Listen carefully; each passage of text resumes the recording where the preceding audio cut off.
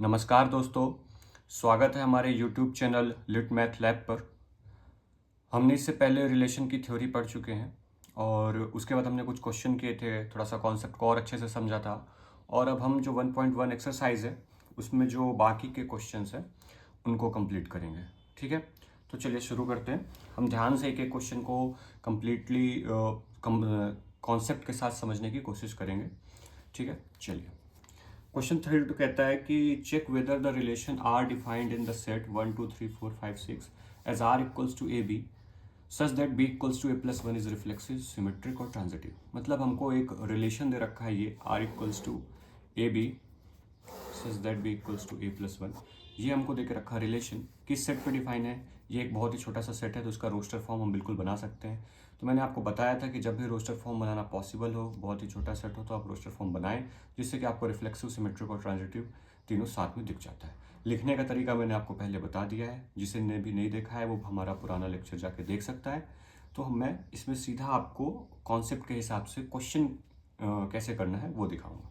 ठीक है, चलिए। अब हम सबसे पहले इसको रोस्टर फॉर्म में बनाते हैं। रोस्टर फॉर्म बनाने के लिए ए बी ऐसे लेने हैं कि आप ए को अगर यहाँ पे 1 रखते हैं, ठीक है, आपने पहला एलिमेंट चूज़ किया 1, अगर ए को 1 रखा तो बी की वैल्यू क्या आएगी, 1 + 1 2। बी को 2 रखेंगे तो 3, ए को 3 रखेंगे तो बी आएगा 4, ए को 4 रखेंगे तो 5 6। बट मैं आप 6,7 नहीं रख सकता क्योंकि 7 इस सेट का एलिमेंट नहीं है। ठीक है, चलिए अब स्टार्ट करते हैं सबसे पहले सिमेट्रिक से। सिमेट्रिक चेक करने के लिए हम देखते हैं, अगर 1 2 है, पहला एलिमेंट उठाते हैं 1 2, तो 1 2 का अपोजिट यानी उल्टा, जो मैंने बताया था उल्टा रिश्ता सिमेट्रिक में, तो अगर 1 रिलेटेड है 2 से तो 2 भी रिलेटेड होना चाहिए 1 से। तो 1 2 है तो 2 1 होना चाहिए था, जो कि मुझे इस सेट में नहीं दिख रहा है। तो 2 1 नहीं है, इसका मतलब यह सेट सिमेट्रिक, यह रिलेशन सिमेट्रिक नहीं है। ठीक है, फिर हम आते हैं कि इस पर रिफ्लेक्सिव पे। रिफ्लेक्सिव के लिए मुझे क्या चाहिए, जो हम बड़ा सेट देखते हैं, मतलब जिस सेट पे डिफाइंड है रिलेशन, उसमें हमने देखा कि 1 1 2 2 3 3 4 4 5 5 6 6 सब कुछ होना चाहिए। तो यहाँ कुछ भी नहीं है, तो यह रिलेशन रिफ्लेक्सिव भी नहीं है, क्लियरली दिख रहा है। अब आती है बात ट्रांजिटिव को, इसको आप ध्यान से देखिएगा।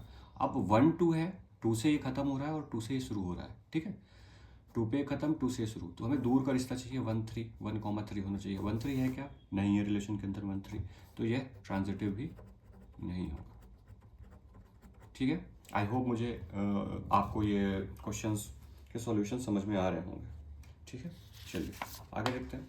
जैसे जैसे हम आगे चलेंगे हमको और अच्छे टाइप के क्वेश्चंस मिलते रहेंगे। Show that the relation R in R, ये सेट ऑफ रियल नंबर्स है, defined in R equals to A comma B such that A is less than और equals to B is reflexive transitive but not symmetric. कह रहा है कि ये relation reflexive भी है, ट्रांजिटिव भी है, लेकिन सिमेट्रिक नहीं है। ठीक है, ये हमको शो करना है। तो सबसे पहली बात आती है, अब रियल नंबर पे डिफाइन है, तो हम क्या करेंगे, हम देखेंगे छोटे छोटे नंबर, छोटे छोटे नंबर्स के साथ हम रख के देखते हैं, उनको पुट करके देखते हैं। देखिए, दो तरह की चीज़ें होती है बच्चों। पहली एक तो चीज़ ये होती है कि आपको पता होना चाहिए सबसे पहले कि यह रिलेशन रिफ्लेक्सिव, ट्रांजिटिव या सिमेट्रिक है या नहीं है। ठीक है, पहले तो आप खुद पता करें। जब आपको हो गया तो उसको लिखना, ये दूसरी तरीके की चीज़ हो गई। ठीक है, जब हम फंक्शन में भी चलेंगे ना तो भी सेम तरह की चीज़ें होंगी कि फंक्शन का 1 1 होना या ऑन टू होना, ये पता हम अपने तरीके से लगाएंगे, लेकिन वो चीज़ हम राइट डाउन नहीं करते हैं, वो चीज़ हम लिखते नहीं हैं। लिखने का तरीका हम अलग करते हैं। तो पहले हम ये देख लें कि रिफ्लेक्सिव होगा कि नहीं।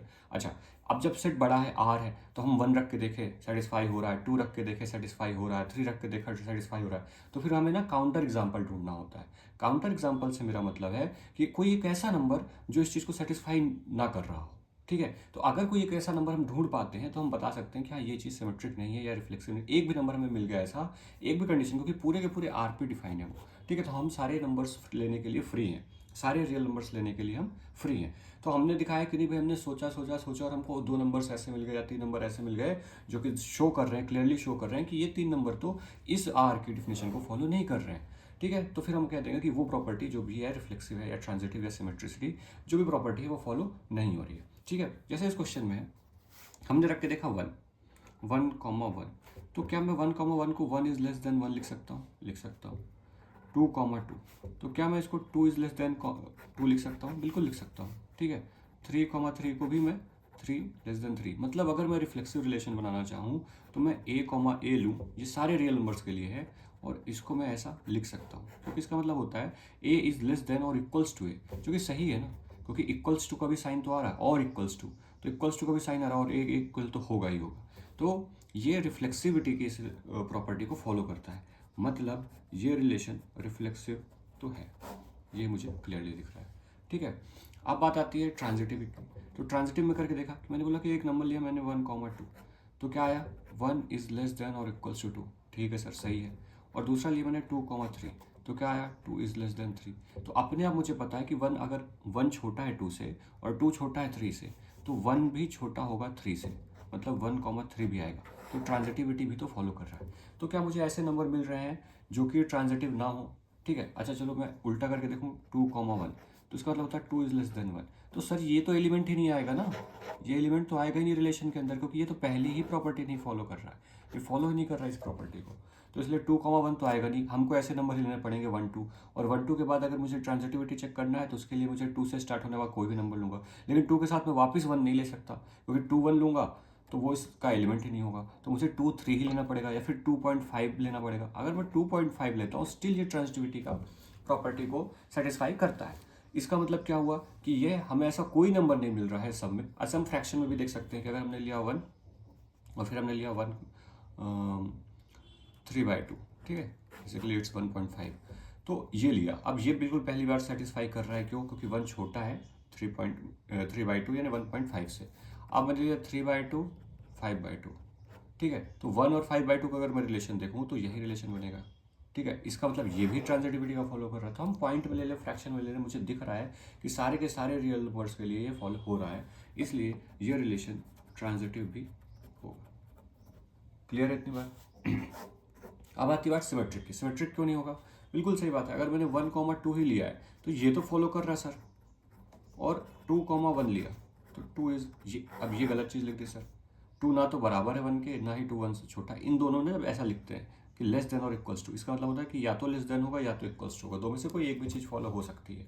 तो इसमें तो दोनों ही नहीं हो रही है, तो 1, 2 यहीं पे पहला ही काउंटर। अब ये कहलाते हैं काउंटर एग्जाम्पल्स। ठीक है, कि सिमेट्रिक होने के लिए मुझे पहले ही एकदम बिल्कुल, ना मुझे फ्रैक्शन का लेना पड़ा ना मुझे डेसिमल में लेना पड़ा, मुझे बिल्कुल ईजिली ही मुझे क्या मिल गया है यहाँ पर काउंटर एग्जाम्पल 1, 2 और एकदम नॉर्मल से नेचुरल नंबर्स को लेके ही मुझे काउंटर एग्जाम्पल मिल गया कि ये फॉलो ही नहीं कर रहा, इसलिए ये रिलेशन सिमेट्रिक नहीं होगा।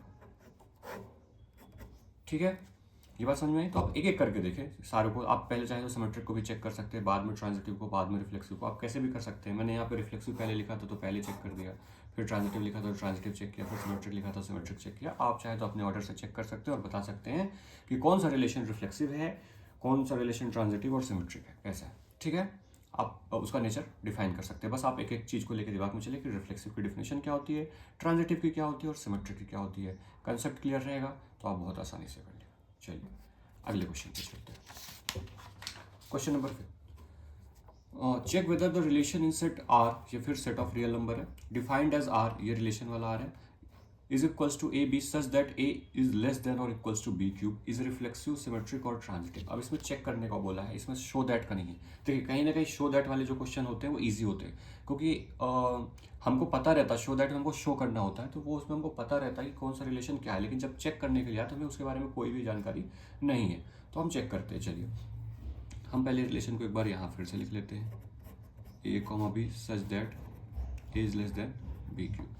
ठीक है, अब हम छोटे छोटे नंबर लेके देखते हैं। पहले तो रिफ्लेक्सिव से स्टार्ट करते हैं। जैसे कि मेरे को 1, 1 चाहिए, तो 1, 1 होने के लिए अगर मैं रख रहा हूँ 1, तो यहाँ 1 का क्यूब, क्या ये सही आ रहा है सर? सही है।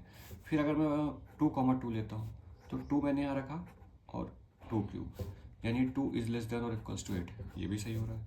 अगर मैंने रखा 3, तो 3 का क्यूब, तो क्या हुआ 3 इज लेस देन 27, ये भी सही बात है। ठीक है, अब मैं रखता हूँ 1/2, ठीक है, 1/2 लेस देन 1/2 का क्यूब, तो क्या हुआ 1/2 इज लेस देन और इक्वल्स टू 1/8, ये आ रहा है? नहीं, ये गलत हो रहा है। क्यों? क्योंकि 1/8 ज़्यादा छोटा है, इक्वल तो है ही नहीं यहाँ पे, लेकिन कम से कम 1/2 मुझे लेस देन ही मिल जाता, लेकिन नहीं मिल रहा है, इसलिए मुझे ये काउंटर एग्जाम्पल मिला। ये काउंटर एग्जाम्पल्स नहीं है। अगर यही एग्जाम्पल्स बस आपके दिमाग में एग्जाम में आ रहे हैं तो आप इसे रिफ्लेक्सिव लगा के आ जाएंगे। जबकि ये रिफ्लेक्सिव नहीं है। तो आपको ऐसे नंबर्स ढूंढने पड़ेंगे, आपका कॉन्सेप्ट क्लियर होना चाहिए इतना कि अच्छा ऐसे नंबर्स भी मिल रहे हैं जो ये रिफ्लेक्सिविटी को सपोर्ट नहीं कर रहे हैं। और एक और चीज़ मैं आपको बताता हूँ, जब भी ये पावर वाले नंबर आए, जब भी ऐसा रिलेशन हो और पावर वाले नंबर हो, तो याद रखिए 0 से 1, 0 से 1 के बीच जो जितने भी नंबर है ना वो अलग बिहेव शो करते हैं, मतलब उनकी पावर बढ़ाने पर वो हमेशा और छोटे हो जाते हैं। आ रही बात समझ में? 0 से 1 के बीच का मैंने लिया नंबर 1/2, 1/3, 1/7, ये कोई भी आप नंबर उठाएंगे ना, इनकी अगर आप पावर करेंगे तो वो नंबर और छोटा हो जाएगा, उसका क्यूब करेंगे तो और छोटा हो जाएगा, वो और स्क्वायर करेंगे तो और छोटा हो जाएगा। नॉर्मली तो क्या होता है कि क्यूब किया तो बड़ा हो गया, ये 3 क्यूब किया तो 3 से बड़ा ही होगा, ठीक है। 1 करेंगे या फिर 5 लेंगे, आप कोई भी रियल नंबर लेंगे जो नेचुरल नंबर्स हैं वो आपके क्यूब करने पे ज़्यादा ही होंगे। लेकिन जैसे ही आप 0 से 1 के बीच के नंबर लेंगे, तो ये बात मुझे पता थी, लेकिन ये बात आपको भी पता होनी चाहिए कि 0 से 1 के बीच के नंबर्स को अगर हम पावर बढ़ाते हैं तो वो और छोटा हो जाता है। तो मैंने 1/2 लिया, अब ये छोटा हो गया ना, ये इक्वल की प्रॉपर्टी फॉलो कर रहा है कि 1/2 1/8 के इक्वल तो नहीं है, और 1/2 लेस देन 1/8 में 1/8 छोटा भी 1/2 छोटा भी नहीं है, छोटा तो ये है, तो इसलिए ये फॉलो नहीं कर रहा है। इसलिए एक भी काउंटर एग्जाम्पल मिला तो इसका मतलब यह रिलेशन रिफ्लेक्सिव नहीं है, ठीक है। अब आते हैं सिमेट्रिक पे। सिमेट्रिक के लिए हम क्या करते हैं, हम फिर से वही नंबर लेते हैं। चलिए हमने लिया 1,2 करके देखा, 1 is 2 cube, 1 is less than 2, 8। चलिए तो सही है, बिल्कुल सही बात है। फिर हम लेते हैं 2,1, 2 is less than 1 क्यूब। ये फॉलो हो रहा है क्या?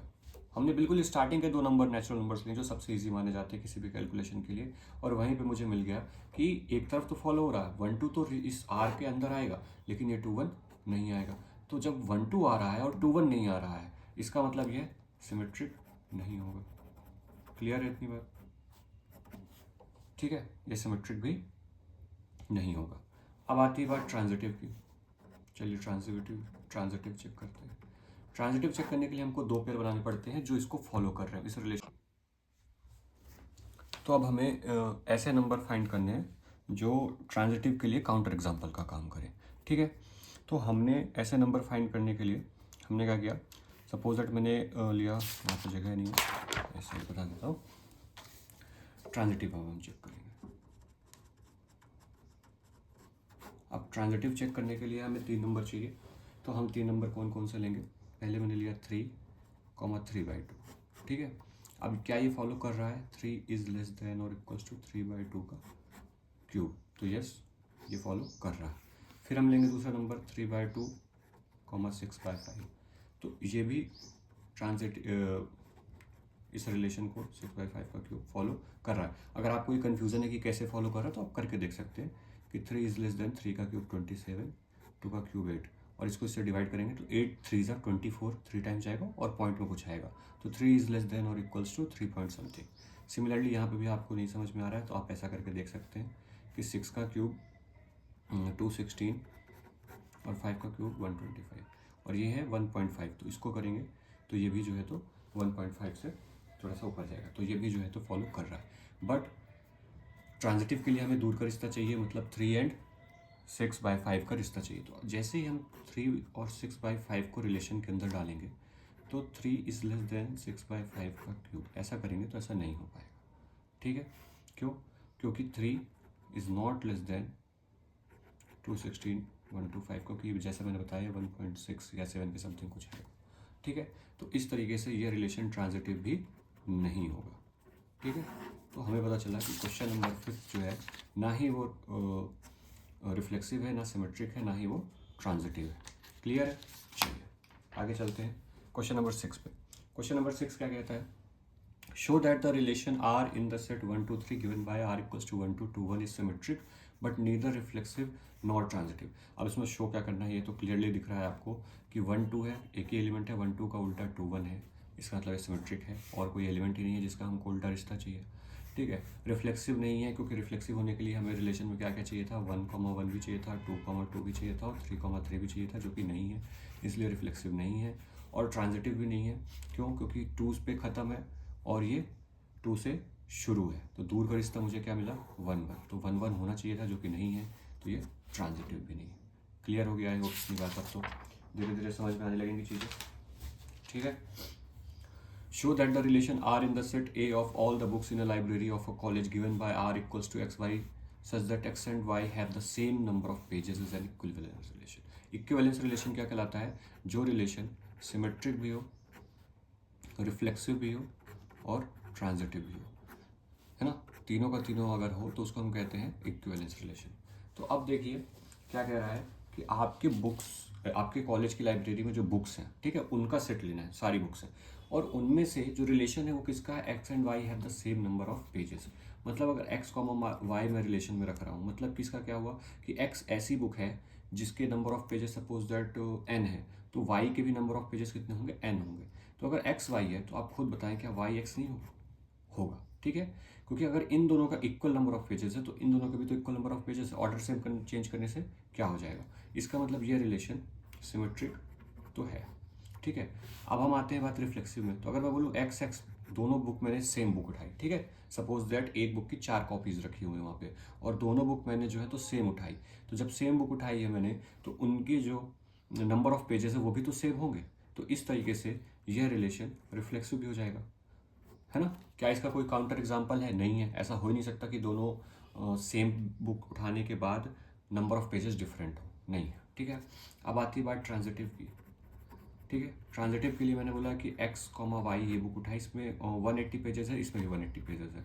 फिर मैंने उठाया वाई जेड। अब वाई को तो मैंने 180 दे रखा है, एक्स में भी 180 पेजेस है, इसमें 180। अब वाई को मैंने पहले ही डिफाइन कर दिया कि वाई में 180 है, तो मतलब इसमें 180 है, और ये इसके साथ आ रहा है, मतलब जेड में भी 180 होंगे। ठीक है, तो क्या एक्स और जेड में भी 180 नहीं होंगे? होंगे, तो मतलब एक्स जेड भी आ जाएगा। इसका मतलब ये ट्रांजिटिव भी है, और जब यह तीनों है तो इसका मतलब ये इक्विवेलेंस रिलेशन भी है। ठीक है, क्लियर है ये चीज़? 8th में चलते हैं। Show that the relation R in the set A 1 2 3 4 5 given by R equals to X comma Y such that mod of X minus Y is even. ठीक है, अब ये छोटू से सेट पे डिफाइन है, रिलेशन ये दे रखा है, इक्विवेलेंस रिलेशन है, so that all the elements of. ठीक है, पहले ये देखते हैं कि इक्विवेलेंस रिलेशन है या नहीं, इसके बाद हम चलते हैं। ठीक है, तो x minus Y is even. अब ऐसे क्वेश्चन को सॉल्व करने के लिए लिखने का जो तरीका है वो मैं आपको एक बार अच्छे से बता देता हूँ। सबसे पहले हम चेक करेंगे, यहाँ पे हम लिखेंगे सिमेट्रिक। ठीक है, क्योंकि ऐसे क्वेश्चंस में हम नंबर से भी कर सकते हैं, वैसे 1 2 3 4 5 है तो सीधा सीधा हम रिलेशन बना लें, लेकिन अगर ऐसा नहीं हो, हमको आर में डिफाइन हो, तो भी कैसे लिखते हैं। अब जैसे है कि mod of X minus Y is even. Even का मतलब क्या होता है? वो 2 का मल्टीपल होगा, या फिर आप ऐसा बोलो कि वो 2 से डिविजिबल होगा, है ना। तो हम उसको ले लेते हैं 2 के। ठीक है, where K belongs to set of natural number, या सेट ऑफ होल नंबर से भी हो सकता है, क्योंकि 0 भी इवन माना जाता है। ठीक है, हमने ये डिफाइन कर लिया। अब मैं इस मॉड के अंदर से माइनस कॉमन लेता हूँ अंदर ही। तो माइनस कॉमन लेने से क्या होता है कि साइन जो है चेंज हो जाते हैं। मतलब अगर y नेगेटिव था, x पॉजिटिव था, तो y पॉजिटिव हो गया और x नेगेटिव हो गया, और पॉजिटिव वाले को हम पहले लिखते हैं। ठीक है, इज इक्वल्स टू 2 के आ गया। अब इस मॉड को अंदर जो माइनस है, ठीक है, ये बाहर आएगा तो माइनस तो हट ही जाएगा, क्योंकि मॉड की प्रॉपर्टी होती है कि नेगेटिव को निगेट कर देता है और वो पॉजिटिव बना देता है, नेगेटिव को वापस निगेट कर देता है। इसका मतलब mod of y minus X is equals to कितना होगा? 2 के होगा। इसका मतलब कि अगर एक्स वाई, यहाँ लिखना एक्स वाई, स्टार्ट कहाँ से करना है कि एक्स वाई जो है वो रिलेशन आर का एलिमेंट है, ये मान के चलना है, और मुझे लास्ट में अंदर अंदर ऑपरेशन लगा के ये दिखाना है कि वाई कॉमा एक्स भी आर के अंदर है, hence relation R is symmetric. Clear है बात? ठीक है, इस तरीके से हम इसको लिखते हैं, और आप खुद करके देखेंगे कि अगर मैं 1 को -2 करता हूँ या 2 - 1 करता हूँ तो 1 आता है, जो कि इवन नहीं है। लेकिन मैं 1 के साथ 3 को लेता हूँ तो 3 - 1 कितना आएगा सर? 2 आएगा। पॉजिटिव का 2 आ रहा है जो कि इवन है। लेकिन 1 - 3 करूँगा तो माइनस का 2 आएगा, और उसके ऊपर मॉड लगा हुआ है, तो -2 का मॉड जब बाहर आएगा तो वो 2 ही हो जाएगा, तो वो भी इवन है। ऐसे 1 के साथ 4 का लूँगा और 1 के साथ 5 का लूँगा। 1 के साथ 4 में तो ऑड नंबर आएगा, लेकिन 1,5 आएगा साथ में। लेकिन 1,5 यानी 1 - 5 कितना हो रहा है? मॉड लगा हुआ है, तो वो भी बाहर आके 4 होगा, जो कि 2 से डिविजिबल है, यानी कि इवन नंबर है। और 5 - 1 करेंगे तो भी 4 आएगा, और 4 के ऊपर मॉड लगा हुआ है, तो वो वापस से एक इवन नंबर हो जाएगा। क्लियर है इतनी बात? तो ये सिमेट्रिसिटी दिखा दिया। अब इसके बाद हम देखेंगे, इसके बाद हम देखते हैं इसके बाद हम देखते हैं रिफ्लेक्सिव। ठीक है, हमने क्या लेके चला कि कोई भी दो नंबर है, ठीक है, for all A belongs to set A, ठीक है, सेट ए क्या दे रखा था यहाँ पर 1, 2, 3, 4।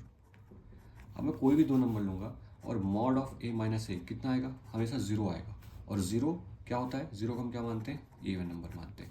इसका मतलब क्या हुआ, ए कॉमा ए जो है बिलोंग करेगा सेट रिलेशन आर में for all A belongs to A. इसका मतलब ये रिफ्लेक्सिव भी है।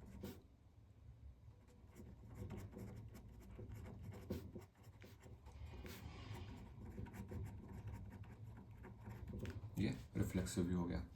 क्लियर है इतनी बात। अब आती है बात ट्रांजिटिव की,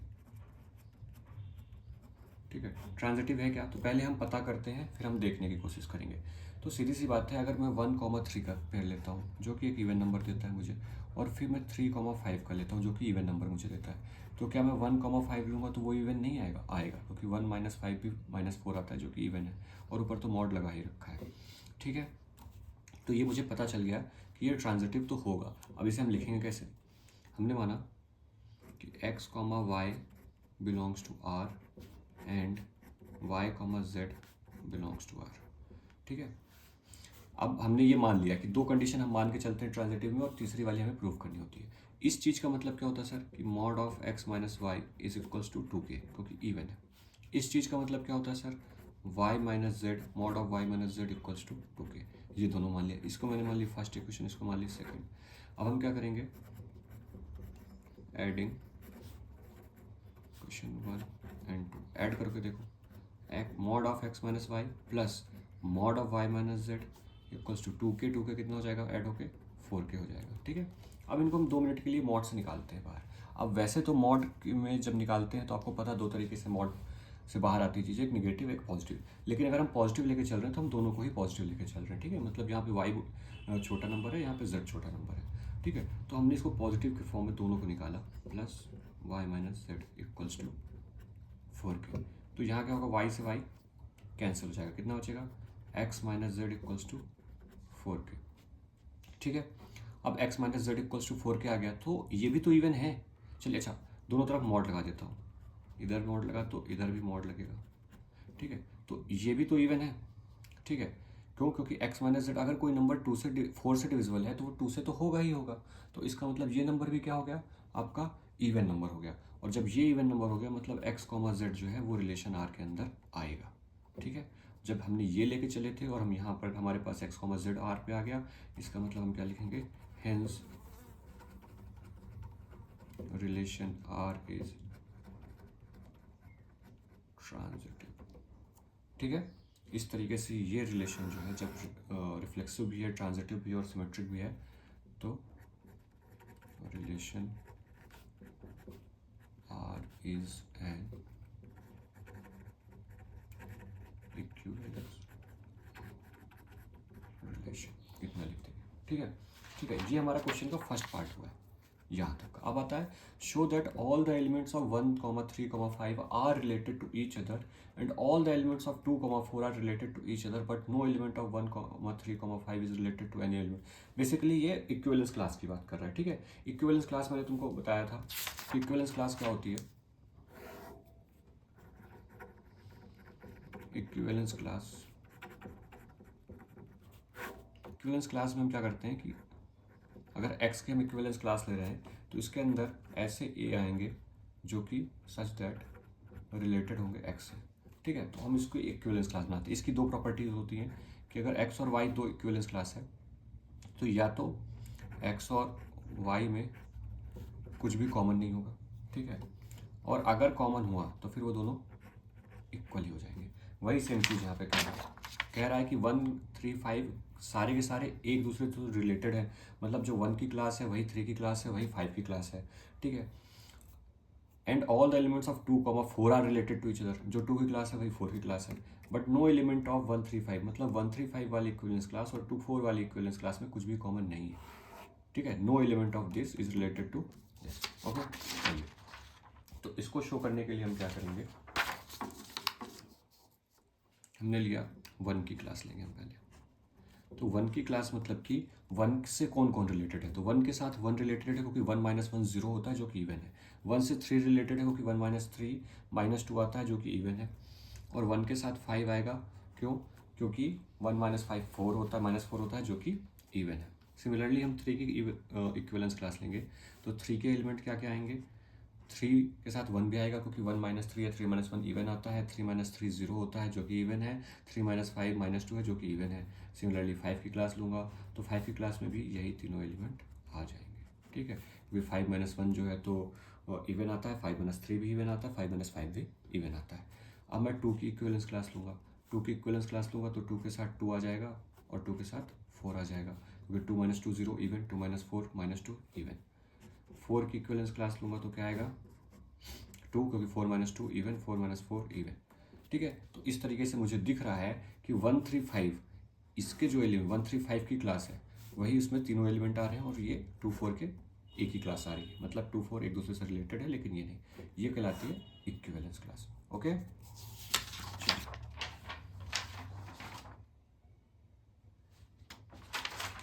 एक क्वेश्चन 9 पे चलते हैं। Show that each of the relation R in the set A equals to X belongs to Z,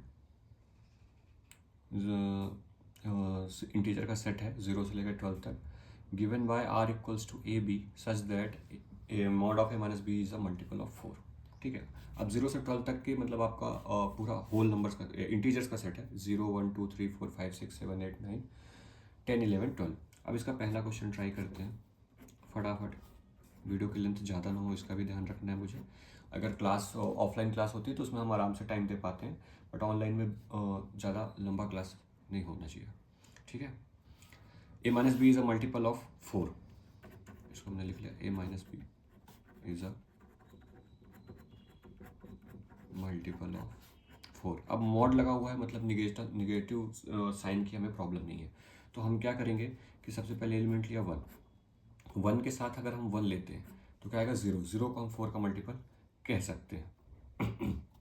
फिर क्या आएगा 1 के साथ मैं 2 लूँगा तो 4 का मल्टीपल नहीं है, 3 लूँगा तो 4 का मल्टीपल नहीं है, 4 लूँगा 4 का मल्टीपल नहीं है, लेकिन 5 लूँगा तो क्या आएगा 1 माइनस 5 माइनस 4, मॉड लगा है तो बाहर आएगा 4, बाहर 4 आएगा, 4 इज़ अ मल्टीपल ऑफ 4, ठीक है।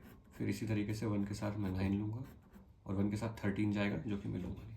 सिमिलरली मैं 2 के साथ 2 को ले लूँगा, फिर 2 के साथ 6 आ जाएगा, 2 के साथ 10 आ जाएगा, ठीक है। इसी तरीके से बहुत सारा रिलेशन हमारा बन जाएगा, मैं पूरा नहीं बना रहा हूँ बट जस्ट समझने के लिए।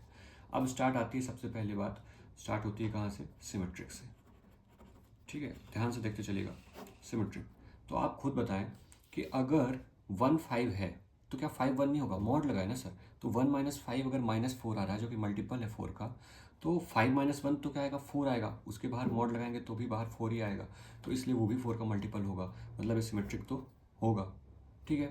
रिफ्लेक्सिव की बात कर रहे हैं, सारे नंबर को खुद से माइनस करोगे क्योंकि माइनस करना आपको ना, मतलब घटाना है, सारे नंबर को आप खुद से घटाओगे तो सब 0 आएगा, 0 को हम सबका मल्टीपल मानते हैं तो रिफ्लेक्सिव भी होगा, ठीक है। देखिए इसमें बहुत सारी चीज़ें क्लियर हो जाती है रिलेशन के चैप्टर से कि आप 0 को सबका मल्टीपल मानते हैं कि नहीं मानते हैं, ठीक है, ये चीज़ भी पता चल जाती है, इस चीज़ का ध्यान रखें। अब आती है बात ट्रांजिटिव की। ट्रांजिटिव के लिए अगर यहाँ पर हम देख रहे हैं 1,5 है और उधर होगा 5,9, ठीक है, तो 1 और 9 भी तो है, ठीक है, तो ये ट्रांजिटिव भी होगा। आप और पूरा रिलेशन बनाकर चेक कर सकते हैं, लेकिन अभी के लिए मैं इतना ही बताता हूँ, ठीक है, क्योंकि उसमें टाइम लगेगा, मैं सारे रिलेशन एक एक एलिमेंट बनाऊंगा, उन सब में मैं रिलेशन दिखाऊंगा तो टाइम लगेगा। आप कॉन्सेप्ट समझिए और लिखने का तरीका सीखें बस, ठीक है। आपको पता चल रहा है कि हाँ 1 5 है, 5 9 होगा और 5 9 के बीच में 4 का गैप है तो 1 9 के बीच में ऑब्वियसली 8 का गैप आएगा और 8 का गैप है तो वो मल्टीपल हो जाएगा किसका, 4 का हो जाएगा। 12 होगा, फिर जब गैप 12 आएगा तो वो मल्टीपल होगा किसका, 4 का, ठीक है। तो बेसिकली हमको कौन कौन से गैप लेने हैं, गैप मतलब दोनों के बीच में फ़र्क कितना है, तो 0 लेना है, तो 1 1 2 2 3 3 4 4 5 5 6 6 7 7 8 8 9 9 12 10 10 11 11 12 12 और साथ में 0 0, ये सारे लिमिट आएंगे, 0,0 भी इसके अंदर आएगा, ठीक है। तो 0 लेना है जो कि मल्टीपल हो जाएगा 4 का, फिर 4 का गैप लेना है, तो 4 का गैप क्या होगा, 1 5 2 6 3 7 4 8 5 9, ऐसे एलिमेंट्स लेंगे आप जो कि 4 के गैप वाले हैं क्योंकि वो 4 के मल्टीपल हो जाएंगे। फिर 8 के गैप वाले लेंगे, जैसे मैंने लिया 1 9 2 10, ठीक है, 3 11 4 12, ठीक है। 5 के साथ 13 नहीं लेंगे क्योंकि 13 बाहर चला जाएगा, ये 12 तक ही है। फिर अगर कोई गैप है 12, जैसे कि 0 12 एलिमेंट होगा, 12 0 एक एलिमेंट होगा, क्योंकि 0 - 12 हो सकता है, ठीक है। और 12 से ऊपर तो है ही नहीं यहाँ पे, तो इससे ज़्यादा क्या ही गैप जाएगा, ठीक है। इस तरीके से मुझे दिख गया कि ये ट्रांजिटिव भी है। चलिए 9th के बाद आते हैं 10th। Give an example of relation which is symmetric but neither. अब ये बहुत ही मतलब करोड़ों एग्जाम्पल बना सकते हैं हम इसके, कि सिमेट्रिक है लेकिन रिफ्लेक्सिव भी नहीं है, ट्रांजिटिव भी नहीं है। अभी एक एग्जाम्पल हमें मिला था कि ए अगर डिफाइन है 1 2 3 पे या 1 2 पे भी डिफाइन है, तो अगर मैं रिलेशन आर बनाता हूँ सच दैट 1 2 और 2 1, ये क्या है, देखो सिमेट्रिक है क्योंकि 1 2 है तो 2 1 है। रिफ्लेक्सिव नहीं है क्योंकि 1 1 नहीं है, 2 2 नहीं है, 3 3 नहीं है। ट्रांजिटिव नहीं है क्योंकि 1 1 नहीं है, क्योंकि दूर का रिश्ता हमको 1 से 1 का चाहिए था, क्योंकि 2 पे खत्म है, 2 से शुरू है, तो दूर का रिश्ता बचा 1 1, जो कि नहीं है। इसका मतलब ये सही एग्जाम्पल है। फिर आता है transitive but neither reflexive nor symmetric. Transitive होना चाहिए लेकिन ना रिफ्लेक्सिव हो ना सिमेट्रिक हो, ठीक है। तो हमने क्या किया, 1 2 3 4 पे डिफाइन किया। आप करोड़ों एग्जाम्पल बना सकते हो, करोड़ों, ठीक है। ट्रांजिटिव बनाना है तो मैंने क्या किया, 1 2 और 2 1 1 1 और एक और एलिमेंट जोड़ दिया 3 4। अब मैंने बोला था जब आपका कहीं से शुरू हो और कहीं पे ख़त्म हो वहीं पे ट्रांजिटिव देखते हैं। यहाँ पे देखा 2 पे ख़त्म, 2 से शुरू, तो दूर का रिश्ता क्या हुआ 1 1, तो 1 1 होना चाहिए, है तो ट्रांजिटिव तो है। लेकिन रिफ्लेक्सिव नहीं क्योंकि 1 1 2 2 3 3 4 4 सब कुछ होना चाहिए था, यहाँ सिर्फ 1 1 है, ठीक है, तो रिफ्लेक्सिव नहीं है। और सिमेट्रिक भी नहीं होना चाहिए, तो देखो 1 2 का 2 1 उल्टा तो मिल गया, 1 1 का उल्टा हम 1 1 मान सकते हैं, बट 3 4 का उल्टा 4 3 होना चाहिए, तो ये सिमेट्रिक भी नहीं है। क्लियर है इतनी बात। Reflexive and symmetric but not transitive. Reflexive बनाना है तो ए लिया ने 1 2 3 4, ठीक है, ऐसा लिया। अब रिलेशन आर लिखना है तो मैंने क्या किया, रिफ्लेक्सिव के लिए तो 1 1 लिखना पड़ेगा, 2 2 भी लिखना पड़ेगा, 3 3 भी लिखना पड़ेगा, 4 4 भी लिखना पड़ेगा। अब ये सिमेट्रिक भी है साथ में, क्या है साथ में, सिमेट्रिक भी है। अब सिमेट्रिक के साथ साथ में मैंने एक एलिमेंट ले लिया 3 4, ठीक है। तो 3 4 लिया तो मुझे क्या लेना पड़ेगा, 4 3 लेना पड़ेगा, ठीक है। एक एलिमेंट और ऐड कर लो 5 सपोज दैट, और यहाँ पे 5 5 ऐड कर लेना क्योंकि रिफ्लेक्सिव मुझे बनाना है, ठीक है। अब दूर का रिश्ता होगा ये। अब हमने लिया 3 5, तो मुझे दूर का रिश्ता क्या चाहिए, अब यहाँ पे 4 5 भी चाहिए ट्रांजिटिव के लिए, क्योंकि ये 3 पे ख़त्म, ये 3 से शुरू, तो दूर का रिश्ता क्या होगा 4 5, तो ये ट्रांजिटिव नहीं है, सिमेट्रिक है। आप देख लीजिए 3 4 है तो 4 3 है, 3 5 है तो 5 3 भी ऐड कर लीजिएगा, 5 3 है, ठीक है। 4 5 बस नहीं है इसमें, तो इसलिए से ये सिमेट्रिक ट्रांजिटिव नहीं होगा, बट ये सिमेट्रिक है, रिफ्लेक्सिव है। आप आराम से पॉज करके देख सकते हैं कि सबका उल्टा, यहाँ पे 3 4 का उल्टा 4 3, 3 5 का 5 3 है, लेकिन ट्रांजिटिव नहीं है, रिफ्लेक्सिव भी है क्योंकि 1 1 2 2 3 3 4 4 और 5 5 सारे एलिमेंट्स हैं। Reflexive and transitive but not symmetric. चलिए रिफ्लेक्सिव बनाना है 1 2 3, ठीक है। रिफ्लेक्सिव बनाना है तो आपको रिलेशन के अंदर सीधी सी बात है 1 1 2 2 3 3 डाल देंगे। ट्रांजिटिव भी हो ही जाते हैं क्योंकि इसमें ऐसा कुछ है नहीं, बट सिमेट्रिक नहीं होना चाहिए। सिमेट्रिक नहीं होने के लिए हम क्या करेंगे कि हमने ऐड कर दिया 2 3 2 3, ठीक है। अब ये ट्रांजिटिव है क्योंकि ये 2 पे ख़त्म है सर, और ये 2 से शुरू है, तो दूर का रिश्ता क्या होगा 2 3, तो ट्रांजिटिव तो है ना, ये ट्रांजिटिव तो है क्योंकि 2 3 एज एन एलिमेंट ये खुद यहाँ पे एग्जिस्ट कर रहा है। हमको नया रिलेशन क्या चाहिए था, 2 पे खत्म सर, 2 से शुरू, दूर का रिश्ता 2 3, तो एज एन एलिमेंट 2 3 तो खुद यहाँ पे बैठा हुआ, तो ये ट्रांजिटिव तो है, रिफ्लेक्सिव भी है, बट 2 3 है तो हमको 3 2 भी चाहिए था, तो फिर ये सिमेट्रिक नहीं है। आ रही बात समझ, ठीक है। आगे symmetric and transitive but not reflexive. चलिए फिर से एक छोटा सा सेट बनाते हैं 1 2 3। सिमेट्रिक होना चाहिए, तो सिमेट्रिक बनाने के लिए रिफ्लेक्सिव नहीं रखना है बस, तो कोई बात नहीं, बढ़िया छोटा सा सेट बना दो 1 2 2 1 1 1। अब देखिए सिमेट्रिक है क्योंकि 1 2 का उल्टा 2 1 है, और 1 1 का उल्टा 1 1 खुद ही एज एन एलिमेंट है यहाँ पे। ट्रांजिटिव है, 2 पे खत्म, 2 से शुरू, दूर का रिश्ता 1 1 है। रिफ्लेक्सिव होने के लिए 2 2 3 3 सब कुछ चाहिए था, तो बहुत ही ईजी हो गया, ठीक है। चलिए 11 पे चलते हैं। Show that the relation R in the set A of points in a sorry मेरा थोड़ा गला खराब है अभी, in a plane given by r equals to pq distance of the point p such that distance of the point p from the origin is same as the distance of the point q from the origin is an equivalence relation। ठीक है, मतलब कि अगर origin को हम o मान लें, क्या कह रहा है ये कि अगर हम ओरिजिन को ओ मान लें तो ओ से लेके जो पी पॉइंट तक की डिस्टेंस है और ओ से जो है क्यू तक की डिस्टेंस है वो क्या है, इक्वल है।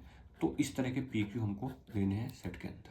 तो ये रिलेशन क्या होगा, इक्विवेलेंस। तो होगा, सबसे पहली बात आप खुद समझिए कि होगा कि नहीं होगा। सिमेट्रिक होगा, क्यों सर, कि अगर पी की डिस्टेंस 7 सेंटीमीटर ओरिजिन से और क्यू की भी 7 है तो क्यू पी लिख दूंगा मैं, क्यू को पहले और पी को बाद में। क्यू पी ये भी तो एलिमेंट आ जाएगा ना इसके अंदर, क्योंकि इसमें भी सेम प्रोसेस या सेम डेफिनेशन फॉलो होगी। क्यू की अगर 7 सेंटीमीटर यहाँ पे है और पी की 7, तो यहाँ भी 7 और 7 ही होगी। तो ये सिमेट्रिक तो होगा। फिर बात आती है किसकी, इक्विवेलेंस की। अगर मैंने दोनों पॉइंट पी ले लिया तो पी अगर 7 है तो हमने डिफाइन कर दिया यहाँ पे कि पी 7 है, तो इसको तो 7 होना ही पड़ेगा, इसकी मजबूरी ही है। तो ये रिफ्लेक्सिव भी होगा। इस तरह से आप सारे पॉइंट्स करके देख सकते हैं, कोई भी पॉइंट होगा तो। साथ में आती है बात ट्रांजिटिव की। ट्रांजिटिव भी होगा कि अगर मैंने बोला पी क्यू और मैंने बोल दिया पी 7 है तो क्यू भी 7 होगा, तभी रिलेशन के अंदर आ रहा है। और फिर मैंने यहाँ पर जब डिफाइन कर दिया तो क्यू आर लूँगा तो ये भी 7 होगा, और जब ये 7 है इस ब्रैकेट के अंदर ये है तो ये भी 7 होगा। और जब ये 7 हो गए तो फिर पी आर अगर मैं लेता हूँ तो पी का यहाँ पे 7 है सर और आर का 7 है, मतलब ये भी आएगा इसके अंदर। इसलिए ये रिलेशन ट्रांजिटिव भी होगा, और ट्रांजिटिव है तो इक्विवेलेंस भी होगा, क्योंकि तीनों रिलेशन की डिफिनेशन को ये प्रॉपर्टीज़ को फॉलो करता है। ठीक है, आगे क्या कह रहा है, further show that the set of all points related to a point P is not equals to 0 0 is the circle passing through P with origin as centre. ठीक है, आप क्या कह रहे हैं, ऐसे पॉइंट्स आपको लेना है जो कि पी से रिलेटेड है। ठीक है, पी से रिलेटेड है और पी जो है वो 0 0 नहीं है, और वो ऐसा सर्कल है जो कि ओरिजिन से पास हो रहा है, पास कर रहा है पी से। और ठीक है, तो अब देखो क्या कहना चाह रहा है कि आपने बोला, सपोज दैट आपने बोला ओपी एक डिस्टेंस ले रहे थे ना, ये ओपी और ओक्यू ओरिजिन से डिस्टेंस है सेम। तो कह रहा है कि अगर मैं सारे ऐसे पॉइंट्स का सेट ले लूँ, ठीक है, ये जो मेरा पूरा सेट बनेगा, इस तरह के बहुत सारे पॉइंट्स का सेट बनेगा, उन सबको ले लूँगा तो वो क्या हो जाएगा, ओरिजिन हो जाएगा और वो पी से पास होगा। बिल्कुल सही बात है। सपोज दैट मैंने डिसाइड किया कि मैं ऐसे पॉइंट्स का कलेक्शन लेता हूँ जो कि ओरिजिन से 9 सेंटीमीटर दूर है। ठीक है, तो 9 सेंटीमीटर दूर है, तो अगर यहाँ पी है सर तो यहाँ कहीं क्यू भी होगा जो डिस्टेंस 9 सेंटीमीटर ही फॉलो करेगा। ऐसे मैं हर डायरेक्शन में ले सकता हूँ, है ना, यहाँ भी 9 सेंटीमीटर, यहाँ भी 9 सेंटीमीटर, यहाँ भी 9 सेंटीमीटर, यहाँ भी 9, यहाँ भी 9, यहाँ भी 9, यहाँ भी 9, हर तरीके जो है 9 सेंटीमीटर मैं ले लूँगा, क्योंकि वो सब इस रिलेशन के अंदर आएंगे। और इन सबको मैं अगर मिलाऊंगा तो ये क्या बनेगा, सर्कल बनेगा। सर्कल की यही डेफिनेशन होती है। सेंटर क्या होगा, ओ होगा, और पी से जो है क्या होगा, पास कर रहा होगा, क्यू से भी पास कर रहा होगा। आ रही बात समझ में? चलिए, इसके बाद आता है question number 12। Show that the relation R defined on the set A of all triangles as R equals to T1 T2, T1 is similar to T2 is in equivalence relation. Consider 3 right angles. चलिए पहले तो हम ये देखते हैं equivalence relation है कि नहीं। उसके लिए आपको सीधा आपको जानना समझना है कि क्या होता है कि नहीं होता। तो बिल्कुल सही बात है। आप क्या करेंगे, सबसे पहले कि अगर T1 और T2 सिमिलर हैं तो क्या मैं ये नहीं कह सकता उनका उल्टा करके कि T2 और T1 सिमिलर है? कह सकते हैं सर, इसलिए ये इक्विवेलेंस है। साथ में ये सिमेट्रिक है। मैं भावनाओं में कभी कभी बह जाता हूँ और बहुत तेज़ बोलने के चक्कर में गलत बोल देता हूँ, उसके लिए क्षमा चाहता हूँ। ठीक है, और अगर मैंने लिखा T1 ऐसा लिखा तो ये भी अगर T1 के सिमिलर तो होगा ही ना। दो कॉन्ग्रुएंट ट्रायंगल, मतलब मैंने दोनों एक जैसे ट्रायंगल, ये भी T1 ये T1 सेम ट्रायंगल बना दिया, तो अगर वो कॉन्ग्रुएंट है तो सिमिलर तो होगा ही, तो इसका मतलब ये रिफ्लेक्सिव भी होगा। अब उसकी बात आती है, अगर मैंने लिया T1 T2, मतलब T1 सिमिलर है T2 के और T2 सिमिलर है T3 के, तो क्या T1 T3 सिमिलर नहीं होंगे? होंगे सर। तो ये ट्रांजिटिव भी हो गया, मतलब ये रिलेशन इक्विवेलेंस भी होगा।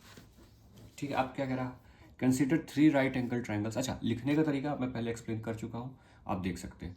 कंसिडर, और अगर आप मुझे कमेंट्स में बताएंगे कि और अच्छे से कोई क्वेश्चन नंबर पॉइंट आउट करके कि क्वेश्चन नंबर 13 या 14 का मुझे फुल रिटन सॉल्यूशन चाहिए, तो मैं वो भी आपके साथ शेयर कर दूंगा।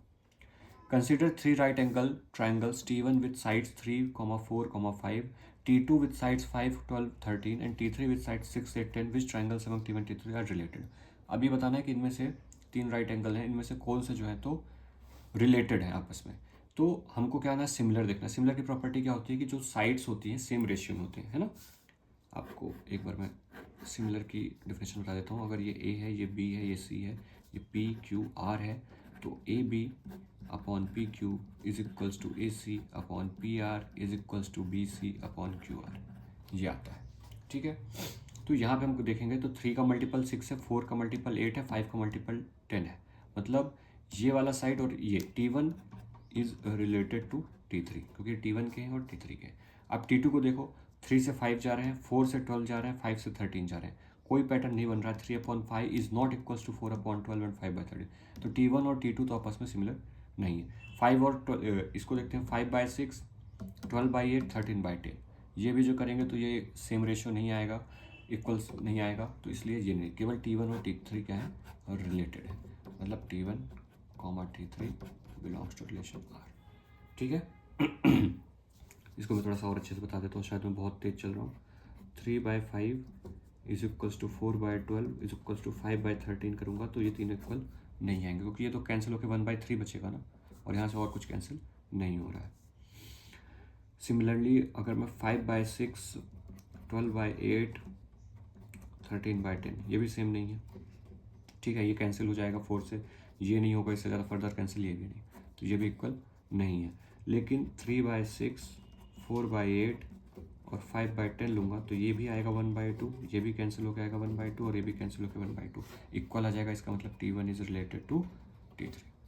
ठीक है, क्वेश्चन नंबर 13 फटाफट देखते हैं। Show that the relation R defined in the set A of all polygons as R equals to P1 P2 have same number of sides. ऐसे पॉलीगॉन्स लेने हैं जिसमें कि सेम नंबर की साइड है, मतलब अगर हम हेक्सागोन ले रहे हैं P1 तो P2 भी क्या होगा hexagon, is an equivalence relation. तो है, क्यों है?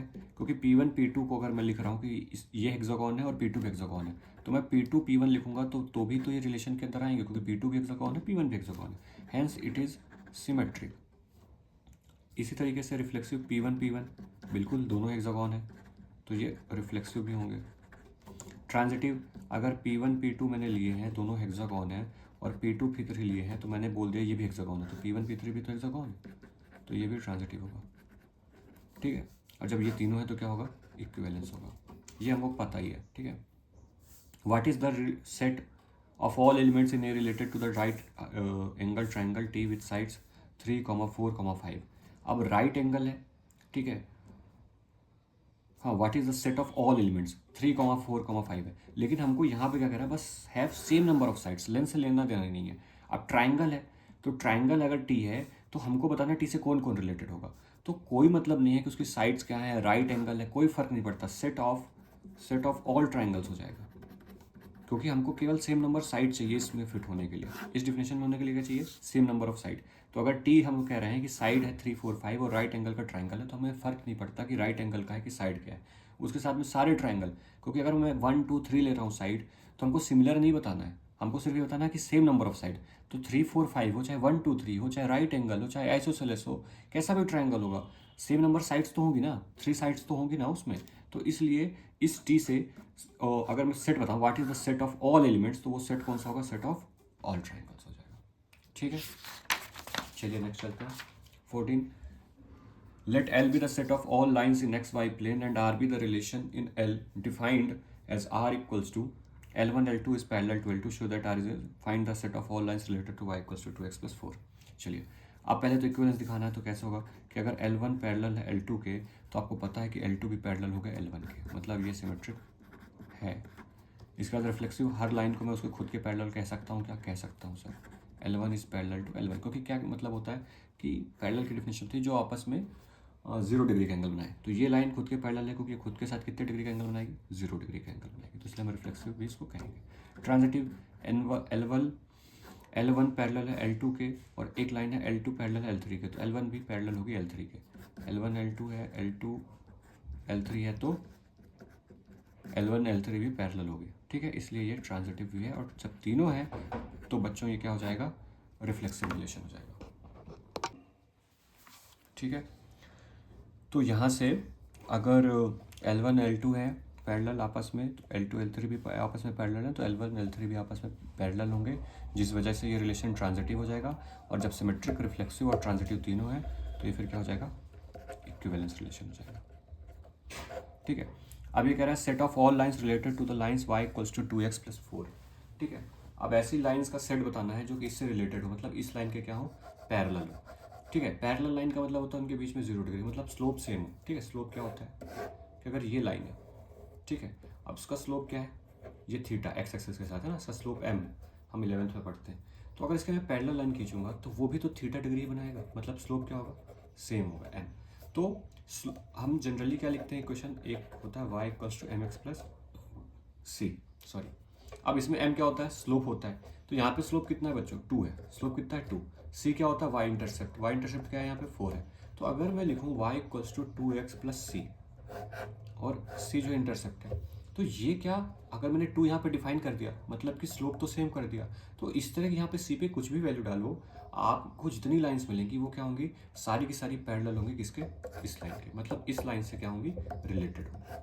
ठीक है, 15 में चलते हैं। Let R be the relation in the set 1 2 3 4 given by R equals to 1 2 2 2 1 1 4 4 1 3 3 3 3 2. Choose the correct answer. Okay. R is reflexive and symmetric but not transitive. अब देखो रिफ्लेक्सिव है क्या, 1 1 होना चाहिए, 2 2 होना, 1 1 है, 2 2 होना चाहिए, 3 3 4 4। रिफ्लेक्सिव तो है सर, हम खुद ही लिख लेते हैं अलग से, रिफ्लेक्सिव है। फिर हम चेक करते हैं सिमेट्रिक, तो 1 2 का उल्टा 2 1 नहीं दिख रहा, 1 3 का उल्टा 3 1 नहीं दिख रहा, मतलब सिमेट्रिक नहीं है। ट्रांजिटिव चेक करते हैं, ट्रांजिटिव चेक करने के लिए 1 2 2 से शुरू, 2 से ख़त्म, 2 से शुरू, तो दूर का होगा 1 2, तो 1 2 एज रिलेशन यहाँ पे है। सिमिलरली अगर ये 3 2 है और ये 3 3 है तो है, 1 2 भी होना चाहिए, 1 2 है, ठीक है। और कुछ बच रहा है 1 1 और 1 3, दूर का रिश्ता 1 3, ये 3 पे ख़त्म, 3 से शुरू 3 2, ये एज एन खुद ही है, 4 4 है, 4 से शुरू कुछ नहीं है, ठीक है ठीक है। तो ये ट्रांजिटिव है। तो ऐसा ऑप्शन जिसमें कि रिफ्लेक्सिव और ट्रांजिटिव हो, सिमेट्रिक ना हो। R is reflexive symmetric but not transitive, ये तो गलत हो गया बच्चों। R is reflexive and transitive but not symmetric, ये सही हो गया। आर इज सिमेट्रिक नहीं है, क्लियरली दिख रहा है, ये यहीं गलत हो गया। R is an equivalence, R is an equivalence नहीं है क्योंकि सिमेट्रिक है, तो option B is the correct option. Clear है।